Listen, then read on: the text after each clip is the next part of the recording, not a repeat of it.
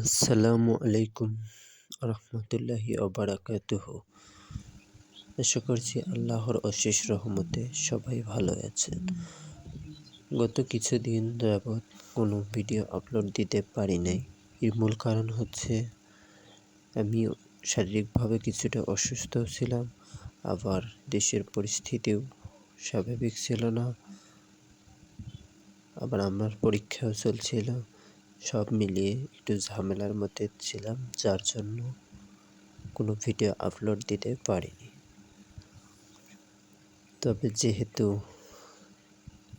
পরিস্থিতি স্বাভাবিক হয়েছে, সেহেতু আবার নিজে কাজে ফেরত এসেছি। বন্ধুরা, আমি এখানে একটা সুন্দর হাতের লেখা দিয়ে তোমাদেরকে বোঝাতে চাচ্ছি যে নিজে যদি চেষ্টা করি তাহলে অবশ্যই আমরা হাতের লেখাকে সুন্দর করতে পারবো।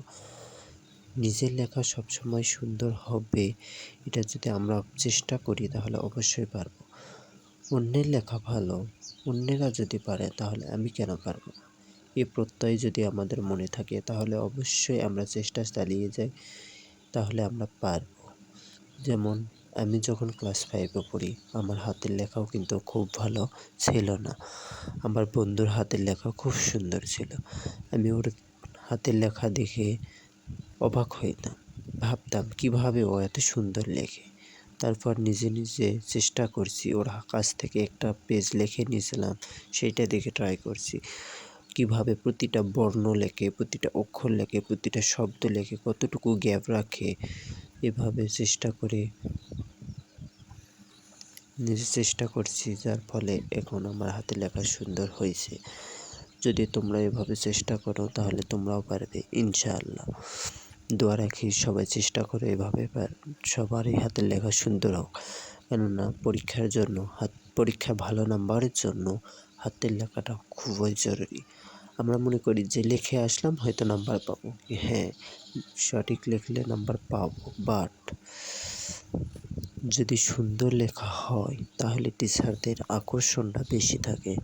আর খারাপ লেখা হলে অনেক সময় টিচাররা বিরক্তি বোধ করে এবং লেখাটা নাও বুঝতে পারে, অনেক লেখা বর্ণগুলো নাও বুঝতে পারে। কিন্তু লেখা সুন্দর হলে এবং স্পষ্ট হলে প্রতিটি বর্ণ এবং অক্ষর জানতে পারবে, বুঝতে পারবে, যার জন্য তোমাকে বেশি নম্বর দেওয়ার প্রবণতা থাকবে। তাই আমরা সকলেই চেষ্টা করব যাতে আমাদের হাতের লেখা খুব সুন্দর হয়, ভালো হয়, এবং সেই জন্য প্রতিনিয়ত চেষ্টা করে লেখাকে সুন্দর করব। কেননা আমরা সবাই চাই যে পরীক্ষায় একটা ভালো রেজাল্ট হোক, আমিও প্লাস পাই। কিন্তু অনেক সময় দেখা যায় আমি কি লিখছি, আমি পারি, সবই পারি, কিন্তু কি লিখছি সেটা টিচারে বুঝতেই পারতেছে না। আমি কি লিখছি সেটা যদি টিচারে বুঝতে না পারে তাহলে আমাকে কিন্তু পূর্ণাঙ্গ নাম্বার দিবে না। যেখানে 10-এ 9 দেওয়ার কথা সেখানে দিবে 7, 6, যে কারণে তোমার এ প্লাসটা মিস হইতে পারে। তাই সবার উচিত ভালোভাবে লেখা, যাতে টিচাররা তোমার লেখার প্রতি আকর্ষণ হয় এবং আকর্ষিত হয়ে তোমার প্রতিটি লেখা সে বুঝতে পারে এবং দেখে তোমাকে 10-এর মধ্যে 9 অথবা 10 দেয় এবং পরীক্ষায় ভালো রেজাল্ট করো।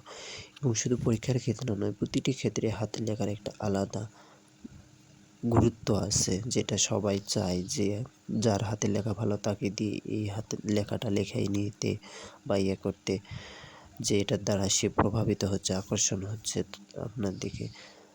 এতে আপনার সব দিক থেকেই উন্নতি হবে। তাই আমি চাই সবাই চেষ্টা করো এবং ভালো থাকো। সবার প্রতি দোয়া এবং শুভকামনা। আসসালামু আলাইকুম রহমতুল্লাহ বারাকাতুহু। ভালো লাগলে সবাই লাইক, কমেন্ট অ্যান্ড সাবস্ক্রাইব করবেন প্লিজ।